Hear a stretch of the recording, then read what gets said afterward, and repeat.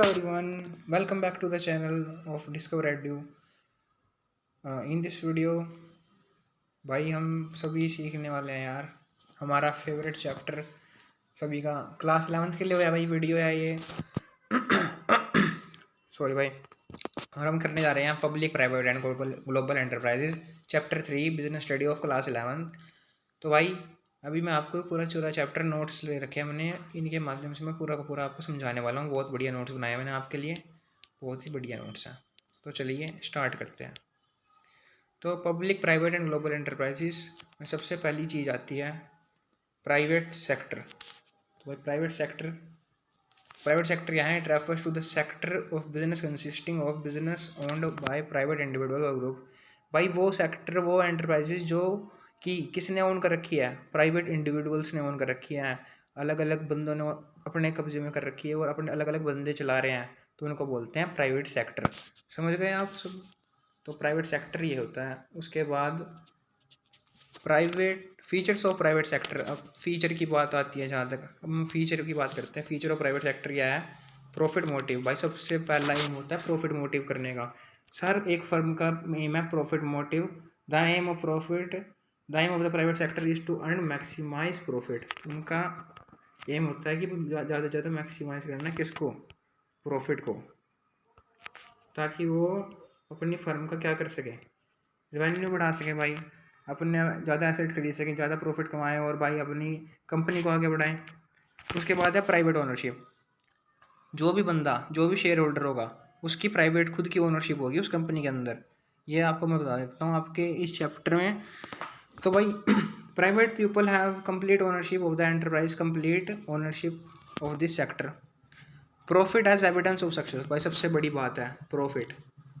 आप जॉब भी करते हो ना, तो आप सैलरी के लिए करते हो। तो भाई प्रॉफिट एक ऐसी चीज़ है जो पाने के लिए हर इंडिविजुअल कंपनी, हर कंपनी का बंदा भाई उसकी क्या है? सक्सेस का आसार है। हर बिजनेस की प्रॉफिट क्या है? सक्सेस का मंत्र है भाई। सक्सेस पता चलती है इससे बिजनेस की, कि भाई कितना बिजनेस आगे जा रहा है, कब तक चलेगा, यही सब इसी के बेस पे डिपेंड होता है। उसके बाद है प्राइवेट मैनेजमेंट। अब देखो प्राइवेट कंपनी है, तो प्राइवेट कंपनी में प्राइवेट मैनेजमेंट ही मिलेगी आपको। They are managed by their own owners, क्योंकि उनके खुद के ओनर्स द्वारा मैनेज की जाती हैं। तो भाई थोड़ा सा एक गलत निशान लग गया इस पर, तो उसके लिए मेरे को माफ़ कर देना आप सभी। आपके लिए मैं बहुत बढ़िया चैप्टर ले आया हूँ आपका, तभी मैं इसका थोड़ा साइज स्मॉल कर लेता हूँ। उसके बाद देखते हैं। तो भाई उसके बाद है लेस पॉलिटिकल इंटरफेरेंस। सबसे बढ़िया बात भाई, कोई भी गवर्नमेंट कंपनी आके हमारी कंपनी को तक नहीं कर सकती कि भाई तुम यह क्यों कर रहे हो। मतलब थोड़े बहुत लिमिटेशन तो होते हैं, वो कंपनी को, हर कंपनी को फॉलो करने पड़ते हैं, लेकिन अपनी मर्जी से हम खुद चलाएं अपनी कंपनी, हमारी मैनेजमेंट होती है, उसमें गवर्नमेंट कुछ भी नहीं कर सकती। उसके बाद आती है फॉर्म्स ऑफ प्राइवेट इंटरप्राइजेज। तो आप फॉर्म्स ऑफ प्राइवेट इंटरप्राइजेज, जैसे ये आप चैप्टर 2 में पढ़ोगे फॉर्म्स ऑफ प्राइवेट इंटरप्राइजेज बहुत ही ज़्यादा खुल के।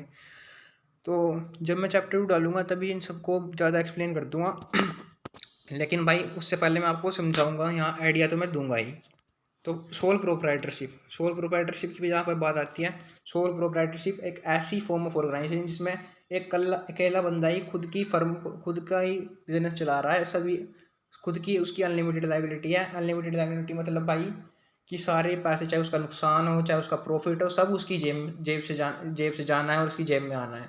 यही बात है सोल प्रोप्राइटरशिप में। मैनेजमेंट भी खुद करता है, अपनी सोल मैनेजमेंट होती है उसकी, अनलिमिटेड लाइबिलिटी होती है। तो ये है भाई सोल प्रोप्राइटरशिप। उसके बाद है जॉइंट हिंदू फैमिली बिजनेस। भाई ये सबसे बढ़िया फॉर्म है, और ये आपको सिर्फ कहाँ मिलेगी? ये इंडिया में मिलेगी। ये फर्म सिर्फ इंडिया में मिलती है, तो इसलिए भाई इसका नाम जॉइंट हिंदू फैमिली बिजनेस है। तो भाई हम जॉइंट हिंदू फैमिली बिजनेस की बात कर रहे थे। तो ये फॉर्म कहाँ पाई जाती है? सिर्फ इंडिया में पाई जाती है, और उसके बाद भाई कहीं नहीं पाई जाती है। और इसमें एक अकेला करता होता है जिसकी लायबिलिटी अनलिमिटेड होती है, और बाकियों की क्या होती है? बाकियों को कहते हैं को पार्टनर्स कहते हैं, जो अलग मेंबर होते हैं। और भाई इसका मेंबर बनने के लिए ना आपको सिर्फ एक फैमिली में जन्म लेना पड़ता है। और इसकी जॉइंट फैमिली, हिंदू फैमिली बनने के लिए क्या कंडीशन है भाई? या तो 2 सक्सेसिव जनरेशन उसको चला रही हो, या फिर थ्री सक्सेसिव जनरेशन उसको चला रही हो। समझ गए आप? उसके बाद है हमारे पास पार्टनरशिप। पार्टनरशिप भी यार बहुत प्रकार की हो सकती है, लेकिन पार्टनरशिप का मतलब क्या है? पार्टनरशिप वो है जब दो या दो से ज़्यादा बंदे अपने प्रॉफिट शेयर करने के लिए अपने उसके लिए होते हैं और अपना सब कंट्रीब्यूट करते हैं, तो उसको हम पार्टनरशिप कहते हैं। बाकी मैं इस टेक्निकल लैंग्वेज आपको आगे बताता रहूँगा सेकंड चैप्टर में। तो अब यहाँ पे हम देखते हैं जॉइंट वेंचर। जॉइंट वेंचर क्या है भाई? जब दो लोग, दो कंपनी भाई अपने कोई काम करने के लिए अपने आप को जोड़ते हैं, कोई किसी टास्क को पूरा करने के लिए मेन ऑब्जेक्टिव को, तो वहाँ जॉइंट वेंचर होता है। जॉइंट स्टॉक कंपनी क्या है? अब इसको मैं आपको यही समझा देता हूँ। जॉइंट स्टॉक कंपनी भाई इसकी वे भी क्या नाम, एक ऐसी कंपनी है जिसकी क्या है, परपेचुअल सक्सेशन है, कॉमन सील है, और भाई ये कभी ख़त्म ना होने वाली है, क्योंकि भाई इसे बनाने के लिए बहुत ज़्यादा ह्यूज रिसोर्सेज चाहिए होते हैं। ये रजिस्ट्रेशन के द्वारा बनती है अंडर कंपनीज एक्ट 2013। तो भाई इसमें भी टू पार्ट्स में डिवाइड किया गया है, public company and private company. एक पब्लिक, एक प्राइवेट। सॉरी भाई अगर आपको यहाँ थोड़ी बहुत ही वैसे ही दिख रही होगी, लेकिन आप समझाना। प्राइवेट, एक पब्लिक, एक प्राइवेट। एक तो भाई ये जो इरेजर है ना, मैं बता रहा हूँ, बहुत आराम से उठोते। कोई नहीं, चलो यार आगे चलता हूँ मैं तो अभी। तो अभी हम कलर बदल लेते हैं यहाँ पे। उसके बाद आ जाता है पब्लिक सेक्टर। नहीं, पब्लिक सेक्टर नहीं, पहले कोऑपरेटिव सोसाइटी रह गई एक। तो कोऑपरेटिव सोसाइटी क्या होती है भाई? कोऑपरेटिव सोसाइटी भी बहुत टाइप की होती है। हाउस कोऑपरेटिव सोसाइटी होगी, कंज्यूमर कोऑपरेटिव सोसाइटी होगी, प्रोड्यूसर कोऑपरेटिव सोसाइटी होगी, हो उसके बाद बहुत सोसाइटियाँ हैं, 6 टाइप की सोसाइटियाँ हैं, और इनका मैं आपको बाद में बताऊंगा सेकंड चैप्टर में। तो अभी वैसे जहाँ वर्ड लिखा था global private public and global enterprises, इसमें प्राइवेट का कुछ खास मतलब नहीं है, क्योंकि यहाँ पब्लिक सेक्टर की ज़्यादातर बात हो रही है, क्योंकि प्राइवेट सेक्टर हम चैप्टर 2 में पढ़ेंगे। तो पब्लिक सेक्टर क्या है? पब्लिक सेक्टर, पब्लिक और गवर्नमेंट सेक्टर। तो यहाँ पे थोड़ा सा और की स्पेलिंग गलत होगी, कोई नहीं यार, होता रहता है ये, तो मुझे माफ़ करना इसके लिए। पब्लिक और government enterprises means those enterprises which are established by government and whole ownership management are also in the hands of government. तो भाई ये यहाँ पे क्या कह रहा है? ये कह रहा है जो पब्लिक और गवर्नमेंट एंटरप्राइजेज होती है ना, वो भाई किसके कंट्रोल में होती है? गवर्नमेंट के कंट्रोल में होती है। गवर्नमेंट ही उनको क्या होती है, ओनरशिप में होती है। गवर्नमेंट ही उनको कंट्रोल करती है, गवर्नमेंट ही उनकी मालिक होती है। उनको क्या बोलते हैं? हम पब्लिक एंटरप्राइजेस बोलते हैं। तो अब फीचर की बात करते हैं हम यहाँ पर।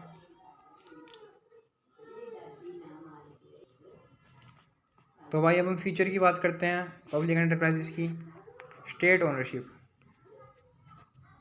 तो भाई स्टेट ओनरशिप होती है, the government enterprises is either internally owned and the central government, state government और local government is held jointly. State here means not the state government but the government which includes all the governments. तो भाई ownership होती है state की, मतलब यहाँ पे state का मतलब ये नहीं है भाई कि भाई स्टेट गवर्नमेंट से है। यहाँ गवर्नमेंट का मतलब वो गवर्नमेंट है जिसने वो कंपनी ओन कर रखी है, चाहे वो एक स्टेट गवर्नमेंट हो, चाहे वो एक से ज़्यादा स्टेट गवर्नमेंट हो, चाहे वो पूरी की पूरी क्या नाम सेंट्रल गवर्नमेंट हो। तो यहाँ पे उसकी बात की गई है। उसके बाद है state control. The management and the ownership of the public enterprises are in the hands of the government of the some enterprise are established by the government under the its own department. तो भाई manage होती है, owner होती है भाई public enterprise की, इन किसके हाथ में होती है? गवर्नमेंट के हाथ में होती है, और इस्टेब्लिश भी होती है भाई गवर्नमेंट के द्वारा ही बनाई जाती हैं कंपनियाँ। उसके बाद फाइनेंशियल फ्रीडम। फाइनेंशियल फ्रीडम की बात आ चुकी है यहाँ पे। Almost all the financial needs of the public enterprises are made through investment of the capital by government. Financial need जितनी भी नीड्स हैं पब्लिक कंपनी कह रहा हूँ यार, हाँ पब्लिक सेक्टर में, जो पब्लिक सेक्टर की एंटरप्राइजेज को, तो भाई वो किसके द्वारा होती है? गवर्नमेंट देती है उनको। तो मैं यहाँ पे कुछ चीज़ें मिक्स कर रहा था, तो सॉरी उसके लिए, अलग होती हैं। उसके बाद है सर्विस मोटिव। भाई इनका पर्पस क्या होता है पब्लिक सेक्टर का? ऐसे तो प्राइवेट सेक्टर भी हमारे लिए बहुत सारी चीज़ें कर रहे हैं, लेकिन उनका एम क्या है? उनका एम है प्रॉफिट मैक्सिमाइजेशन। इनका एम प्रॉफिट मैक्सिमाइजेशन नहीं है भाई। ये क्या करती हैं? इनका एम है service motive.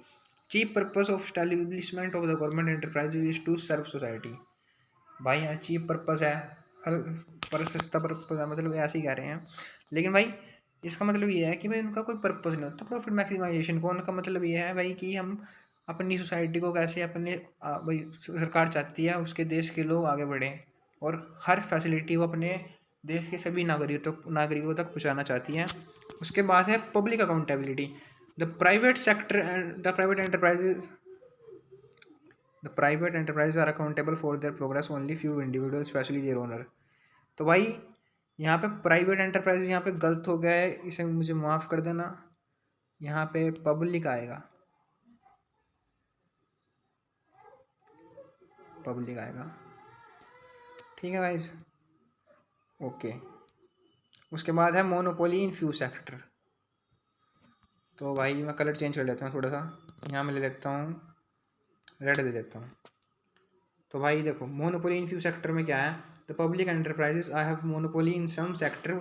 Monopoly means the particular industries can be established only the public sector, for example the railways and telegraph services. तो भाई अब मैं एक क्वेश्चन आपसे पूछता हूँ, क्या आपने कभी प्राइवेट रेल देखी है? आप कह रहे हो कि प्राइवेट बस तो देखी हुई है भाई, अब प्राइवेट रेल कहाँ से आ गई? तो हो ही नहीं सकती भाई, क्योंकि सिर्फ सरकार को ही अधिकार है कोई इन चीज़ों को, कुछ सेक्टर में केवल सरकार का अधिकार है कि वही वो चीज़ें बना सकती हैं, वही चीज़ें चला सकती हैं, जैसे कि रेलवे और टेलीग्राफ सर्विसेज डिपार्टमेंट हो गया आपके। तो मोनोपोली है, मोनोपोली का मतलब ये है कुछ क्षेत्रों में अकेले का अधिकार। जैसे कि यहाँ पे आप ये भी मोनोपोली में ये होता है कि भाई अकेला अगर एक बंदे के पास ही वो सामान है पूरी मार्केट में और वही सप्लाई कर सकता है, वही चला सकता है, तो ऐसे ही गवर्नमेंट को अधिकार है। उसके बाद है form of public enterprises. Form of public enterprises में 3 टाइप की फॉर्म है भाई, departmental undertaking, statutory corporation, government company. आप इन्हें ऐसे याद रख लेना, DU SC GC, DU SC GC, DU SC GC, आप इन्हें ऐसे याद रख सकते हो भाइयों और बहनों, ठीक है। तो अभी मैंने क्या मिटाऊँ, आगे चलते हैं, अब नाम मिट गया। Departmental undertaking is the sorry भाई मुझे माफ़ करना, थोड़ी तबीयत सी वो ख़राब, तबीयत क्या कर रहा हूँ, गला ही ख़राब है थोड़ा सा, गला भी ख़राब नहीं है, थोड़ा बहुत खांसी हो रही है यार, क्या करूँ बस। उसके बाद departmental undertaking, this is the most popular form of the managing the public enterprises. DU की बात करते हैं, तो ये क्या है, most popular form of managing the public enterprises. This enterprise are necessary fully owned and controlled by the government and their management and control are over ministry concern. ये भाई फुल्ली ओन्ड होती है एंड गवर्नमेंट के control में होती है भाई पूरी की पूरी ये। और ये किसके द्वारा कंट्रोल की जाती है, इनकी मिनिस्ट्री कंसर्न है, हर चीज़ का एक मिनिस्टर होता है, जैसे रेलवे मिनिस्टर आपने सुना होगा। तो भाई the Indian post and telegraph department, all India radio, Indian railway, ये कुछ एग्जाम्पल हैं। पेपर में ऐसे ऐसे लिखा हुआ, अगर DU के बारे में पूछा जाता है, डेफिनेशन बता रहा हूँ भाई भी, तो ऐसे लिख के आओ, मजे में मार्क्स मिलेंगे भाई आपको। उसके बाद है feature of departmental undertaking. Feature क्या है भाई, हमें फीचर भी बताओ, बहुत बार फीचर भी आ जाता है। तो फीचर्स के लिए आप यहाँ देख सकते हैं फॉर्मेशन। फॉर्मेशन में कैसे फीचर है इसकी, this is are formed by the government department by the government. ये फॉर्म्ड होते हैं गवर्नमेंट डिपार्टमेंट के द्वारा, जो कि बनाए गए हैं किसके द्वारा, गवर्नमेंट के द्वारा बनाए गए हैं। उसके बाद ओनरशिप में the ownership fully hands in the government, in the hands of government. तो पूरी की पूरी ओनरशिप किसके हाथ में है भाई, गवर्नमेंट के हाथ में है, गवर्नमेंट ही चलाती है। उसके बाद है management, this are managed by the secretary department of department is CEO की यहाँ पे आपको फुल फॉर्म भी मिल चुकी है गाइस, तो कमाल के नोट्स हैं भाई ये। तो CEO की फुल फॉर्म भी आप यहाँ से याद कर सकते हैं, चीफ एग्जीक्यूटिव ऑफिसर। तो इनकी मैनेजमेंट किसके हाथ में होती है, देन उनकी मिनिस्ट्री कंसर्ट के, और 2 सेक्रेटरी के होता है उसका डिपार्टमेंट का, जिसके हाथ में होती है CEO नाम होता है उसका, चीफ एग्जीक्यूटिव ऑफिसर। उसके बाद 4th 4 पॉइंट इस 4 मार्क्स की आती है, अगर आएगी तो वैसे आप ये 4 भी लिख के आओगे ना, आपको फुल मार्क्स मिल ही जाएंगे। और बहुत बढ़िया निकाले मैंने आपके लिए नोट्स ये। Dear financing is completed by the government through general budget, they have no right to borrow from public. तो यहाँ डियर गलत आ गया भाई, द फाइनेंसिंग इज कम्प्लीटेड, यहाँ पे द आना था। ओहो, थोड़े बहुत गलत भी हो रहे हैं, तो द आना था भाई यहाँ, जो गलत हो गया चलो कोई नहीं। उसके बाद हम बात कर लेते हैं मेरिट्स ऑफ डिपार्टमेंट अंडरटेकिंग की। तो मेरिट्स ऑफ डिपार्टमेंटल अंडरटेकिंग में आ जाता है सबसे पहले ईजी फॉर्मेशन। भाई इसको फॉर्म करना बहुत ही ईजी है, क्योंकि इनका रजिस्ट्रेशन जरूरी नहीं होता, गवर्नमेंट के द्वारा बनाई जाती हैं। The management effective control, the management of this ministry work under the rules governed by the relevant ministry। भाई मैनेजमेंट किसके लिए काम करती है, जो गवर्नमेंट ने बता रखे होते हैं रूल्स, किसके लिए, पब्लिक के लिए, और रिलेवेंट मिनिस्ट्री बनाती है इनको, ठीक है। उसके बाद है, ये मैं क्या कर रहा हूँ यार, उसके बाद है इंक्रीज इन गवर्नमेंट इनकम। भाई ये गवर्नमेंट की इनकम को इंक्रीज कर देते हैं। Income generate from the activities of the undertaking adds to the national treasury. इनको कहाँ से पैसा मिलता है, इनको पैसा मिलता है नेशनल ट्रेजरी से, और वापस कहाँ चला जाता है वो पैसा इकट्ठा हो गया जो इनसे जनरेट होता है, वो भी नेशनल ट्रेजरी में चला जाता है। उसके बाद है easy financing. Financing become very easy and it is manage by the government. इनकी फाइनेंसिंग बहुत आसान हो जाती है, क्योंकि ये किसके द्वारा मैनेज की जाती है, गवर्नमेंट के द्वारा। तो भाइयों और बहनों आइए देखते हैं लिमिटेशंस। उसके बाद लैक ऑफ प्रोम प्रोडक्शन। भाई इसकी पहली क्या है, इसकी पहली लिमिटेशन है central control management and excessive formalities generally cause delay in decision making. क्योंकि भाई ये तो सेंट्रली कंट्रोल है और गवर्नमेंट का बहुत ज़्यादा प्रेशर रहता है, तो कोई भी हम क्विक डिसीजन नहीं ले सकते, उसके लिए बहुत ज़्यादा पेपर वर्क लगता है, बहुत ज़्यादा लोगों की इजाज़त लगती है, और बहुत सारे मिनिस्टर का कंसर्न लगता है। आप समझ ही गए होंगे मैं आपको क्या कहना चाह रहा हूँ। तो लैक ऑफ फ्लेक्सिबिलिटी, भाई बिल्कुल भी फ्लेक्सिबिलिटी नाम की चीज़ ही नहीं है इसमें। There is a lack of flexibility due to strict government rules. Government के रूल ही कुछ ऐसे हैं कि कुछ फ्लेक्सिबल हो ही नहीं पा रहा।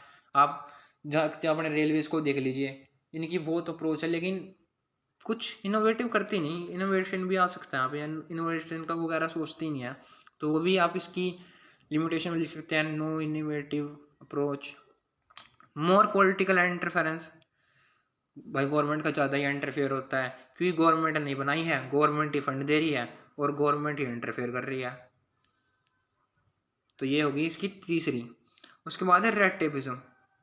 आ जाओ भाई, तो ये वर्ड आपने पहली बार सुना होगा।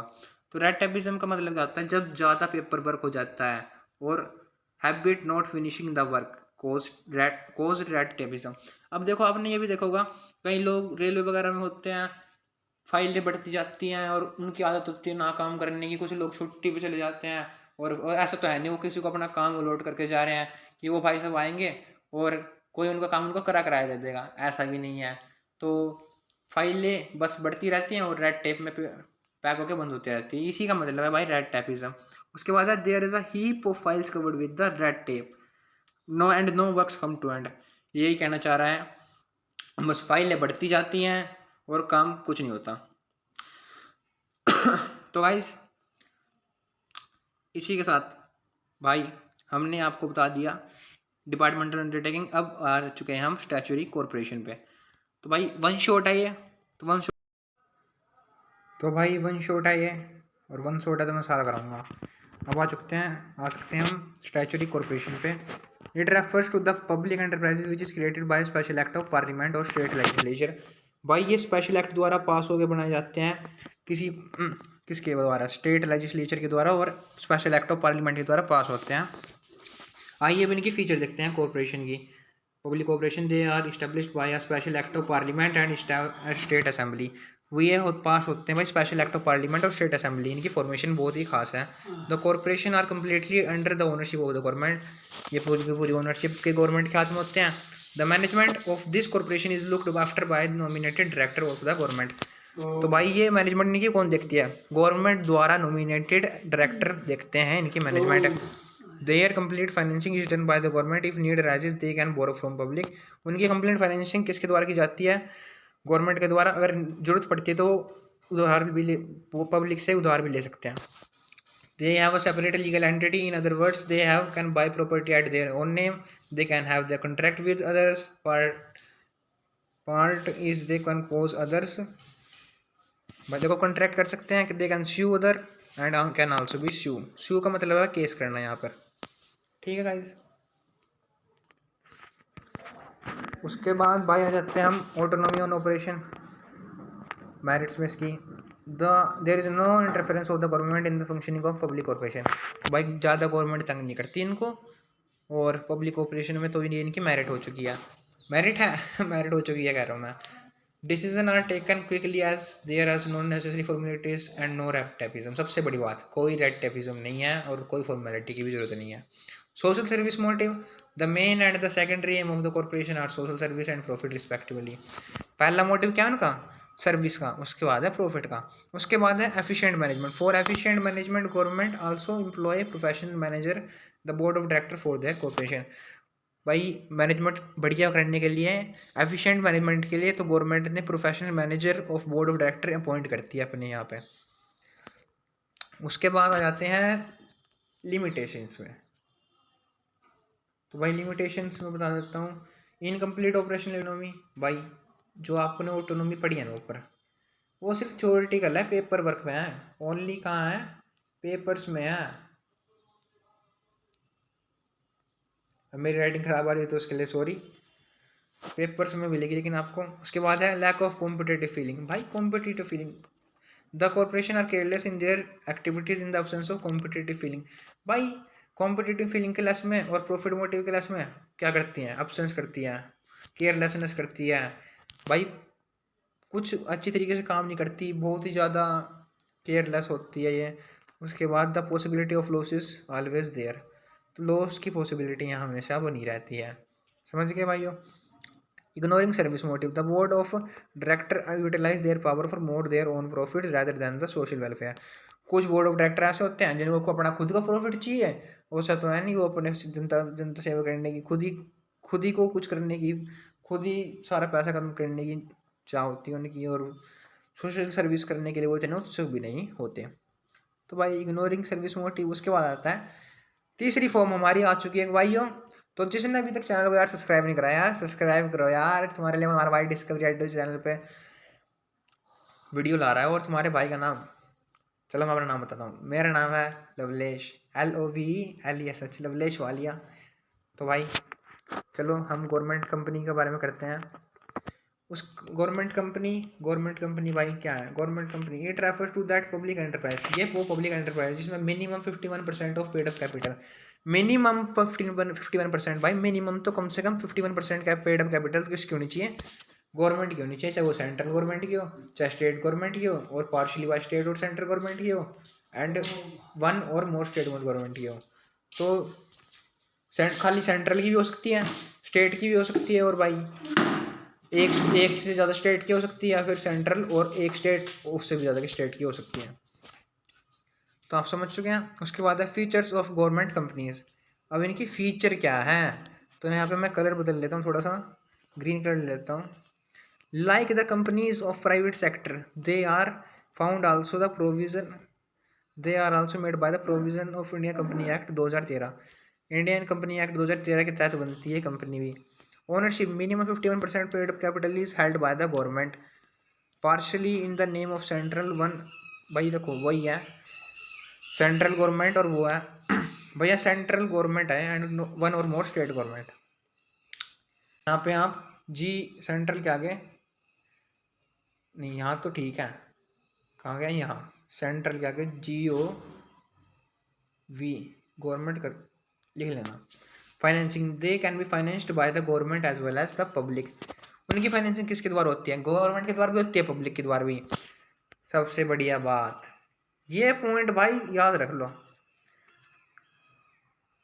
बहुत काम देगा। Separate legal entity, they have separate legal entity, it means they can purchase the property in their own name and have contract with parties and can show and also be should.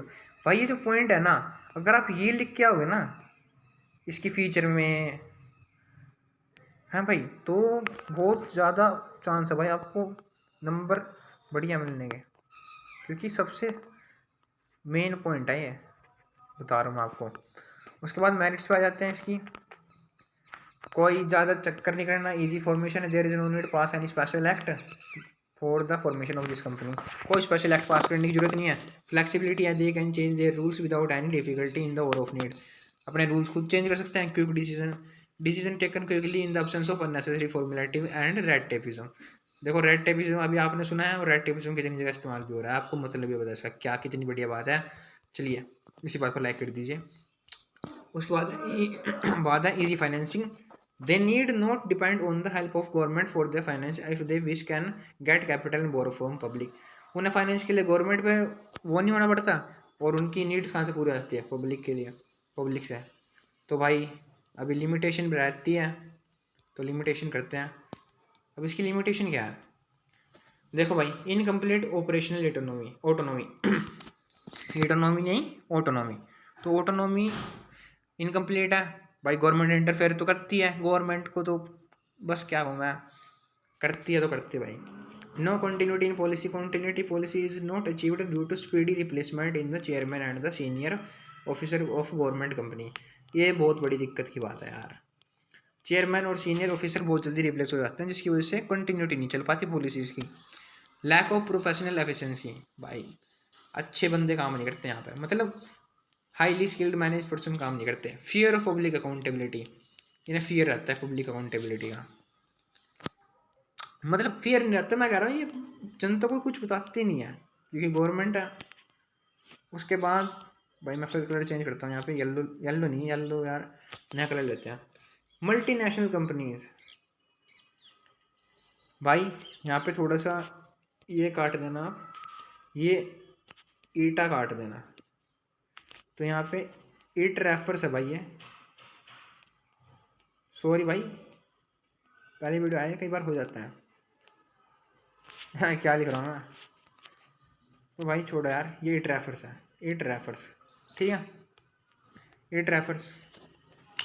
तो भाई मैं बता रहा हूँ MNC क्या होती है, it refers to the companies with operations in more than one country. Simple सी बात याद रखनी है आपको, जो कंपनी की ऑपरेट करे मोर देन वन कंट्रीज ज़्यादा, वो क्या होगी, मल्टीनेशनल कंपनी होगी। जैसे कि कोका कोला, पेप्सी, ये कहाँ है, ये है यूनाइटेड नेशन अमेरिका में, ठीक है। उसके बाद फीचर आ जाते हैं इसके एमएनसीज के, सेंट्रलाइज्ड मैनेजमेंट। भाई देखो सबसे बड़ा फीचर है ना इसकी, सेंट्रलाइज्ड मैनेजमेंट है। एक जगह कंपनी होती है, बाकी जहाँ पे इसके मतलब काम कर रही होती है वहाँ ये इसकी होस्ट कंट्री कहलाती है, और बाकी ये एक ही कंट्री में इसका रजिस्ट्रेशन होता है, और बाकी कंपनीज को अपनी जहाँ ये वहाँ काम कर रही है, ऑपरेट कर रही है बाकी होस्ट कंट्रीज़ में, वहाँ तक ऑर्डर पहुँचाती है। वर्ल्ड वाइड स्प्रेड है, बहुत बड़ी बात है। ये तो आप आसानी से लिख सकते हो एमएनसीज में। और एमएनसीज के एक नया नाम भी बताता हूँ मैं आपको, एमएनसीज का नया नाम है एक नाम है ट्रांस नेशनल कंपनीज और ग्लोबल एंटरप्राइजेज भी आप उनको कह सकते हैं। Better quality products, better quality मिलती है आपको प्रोडक्ट्स की, लार्ज साइज होता है इनका, बहुत बड़े साइज़ की होती हैं ह्यूज इन्वेस्टमेंट होती है इनके अंदर, बहुत ज़्यादा, कई करोड़ों अरबों खरबों की इन्वेस्टमेंट होती है भाई, क्या बताऊँ। और स्पेशल अटेंशन इनकी कहाँ होती है, एडवर्टीजमेंट के ऊपर, चाहे आप कोका कोला देख लो, चाहे आप पेप्सी देख लो, चाहे आप कोई सी भी कंपनी देख लो, सबकी मेन क्या अटेंशन है एडवर्टीजमेंट के ऊपर, ताकि बढ़िया एडवर्टीजमेंट से उनका प्रोडक्ट बढ़िया बिके। एडवर्टीजमेंट पे ये लोग ज़्यादा काम करते हैं। एडवांटेज क्या है, फॉरेन इन्वेस्टमेंट। देखो भाई फॉरेन, अगर आप बिजनेस में ना तो देखो बिजनेस में तो आपको सुनने को मिलेगा फॉरेन इन्वेस्टमेंट हर कंट्री के लिए एक बिल्कुल यार गोल्ड का काम करती है, और बहुत ज़रूरी होती है। इंपॉर्टेंट फॉरेन एक्सचेंज किसके द्वारा मिलता है, इन्हीं कंपनी द्वारा मिलता है। और व्यापार, इंटरनेशनल बिजनेस जो आपका चैप्टर 10 है उसमें मिलता है, वो इम्पोर्टेंट चीज़ें हैं। और आगे चल के आपको आगे की चीज़ें पता चलती रहेंगी। Increase in employment, second advantage, भाई अगर कोई कंपनी हमारे यहाँ आएगी, अपना खोलेगी, कुछ ऑपरेट करेगी, तो उसे एम्प्लॉयज़ की ज़रूरत होगी, और वहाँ से तो एम्प्लॉयज़ चला नहीं सकती हो, तो यहाँ से एम्प्लॉयज़ लेगी तो हमारी कंट्री का एम्प्लॉयमेंट बढ़ेगी और नॉन एम्प्लॉयमेंट कम होगी। प्रॉपर यूज़ होगा रिसोर्सेज का, जो रिसोर्स हम अच्छी तरह यूज़ नहीं कर पाते वो कंपनी द्वारा रिसोर्स होंगे, जो मल्टीनेशनल कंपनीज हैं। टेक्नोलॉजिकल डेवलपमेंट लाएगी है, तो भाई टेक्नोलॉजिकल डेवलपमेंट लाएगी। उसके बाद है इंक्रीज इन एक्सपोर्ट वगैरह इंक्रीज हो जाएंगे। उसके बाद आ जाते हैं हम disadvantages of MNCs. Danger for domestic industries, भाई डोमेस्टिक इंडस्ट्री के लिए डेंजर है। वैसे यार ये डिसएडवांटेज तो होता ही नहीं इस कंपनी का, लेकिन है तो पढ़ेंगे भाई। लेकिन ज़्यादातर लार्ज एक्सटेंट तक हमको फ़ायदे पहुँचाती है। रिपार्टीशन ऑफ प्रॉफिट्स, प्रॉफिट बढ़ जाते हैं यार। उसके बाद no benefit to poor people, ये बात बिल्कुल सच है। पुअर पीपल को कोई बेनिफिट नहीं है भाई इसका। उसके बाद है joint venture. When two business, देखो जॉइंट वेंचर की डेफिनेशन ये आ गई आपको, आप यहाँ से समझ सकते हैं। When two business enterprises agree to join together for a common objective and mutual gain, it give rise to a joint venture. तो भाई जब दो बिजनेस एंटरप्राइज एग्री करते हैं दो एक साथ आने के लिए और कॉमन ऑब्जेक्टिव के लिए, वही कहा था मैंने आपको, म्यूचुअल गेन हो उनका राइज करने के लिए, उसे जॉइंट वेंचर कहते हैं। बेनिफिट्स देख लेते हैं ये जॉइंट वेंचर के क्या है। अब मैं यहाँ पे कलर चेंज कर लेता हूँ, थोड़ा सा ग्रीन कर लेता हूँ। Easy entry in overseas market, भाई ईजी एंट्री मदद करता है कंपनीज की जिनकी lack capital human resources, lack capital है human resources and want their organise market, they can do the way of joint venture. Market organ market नहीं है, organise market है। The risk generated by the lack of knowledge about the working of organ market can be minimise through a joint venture. तो भाई risk minimise हो जाता है इसका foreign market से। तो competitive strength, when business companies get together to do business certainly the strength to face the competition increase. अब भाई एक कंपनी अकेले बिजनेस चला रही है, अब दो कंपनी मिलकर बिजनेस चला रही है, तो यार स्ट्रेंथ किसकी ज़्यादा होगी? ऑब्वियसली दो कंपनियों की ज़्यादा होगी। उसके बाद आ जाता है आपका शायद से last topic, public private partnership. तो यहाँ देखो मेरा नाम भी लिखा गया, लवलेश वालिया। चलो भाई फटाफट से करते हैं, और यार वरना वीडियो ज़्यादा लंबा हो सकता है। फटाफट आपको वन शॉट कंप्लीट करते हैं। Public private partnership refer to the enrolment of private sector in the government project. भाई पीपीपी क्या है? पीपीपी रेफर करता है भाई इनरोलमेंट किसकी? प्राइवेट सेक्टर की। इन द किन में? गवर्नमेंट प्रोजेक्ट्स में, जो क्लेम करते हैं public benefit in the form of management expertise and monetary contribution. किस में कंट्रीब्यूट करते हैं? या तो मैनेज करके, या एक्सपर्टीज देके अपन, या मॉनेटरी कंट्रीब्यूशन। अब फीचर्स क्या है इनके भाई? फीचर क्या है देखो, PPP are related to the high priority government and plan project. PPP किससे रिलेटेड होते हैं? High priority government plan project से रिलेटेड होते हैं। उसके बाद PPP are used in the government projects at aim public benefit. इसका मेन एम क्या होता है? पब्लिक का फायदा होता है। बड़े बड़े हाई ब्रिजेस फ्लाई ओवर बनते हैं, पब्लिक बेनिफिट के लिए बनते हैं। PPP divide the risk between the public and private sector, ये रिस्क डिवाइड कर देता है।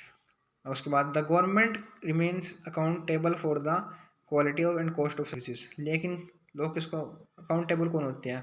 क्वालिटी और सर्विस के लिए गवर्नमेंट ही अकाउंटेबल होती है। तो भाई इसी के साथ बड़ा बड़ा थैंक यू। तो नाम आपको मेरे पता चल चुका है, लवलेश वालिया। तो यार सब्सक्राइब करो चैनल को यार प्लीज़। तो thank you guys, tata bye bye. फिर मिलते हैं आपसे नई वीडियो की में, और भाई कर दो यार 1000 सब्सक्राइबर पूरे कर दो यार फटाफट, चलती है गाइस। चलिए गाइस मिलते हैं आपसे अगली वीडियो में।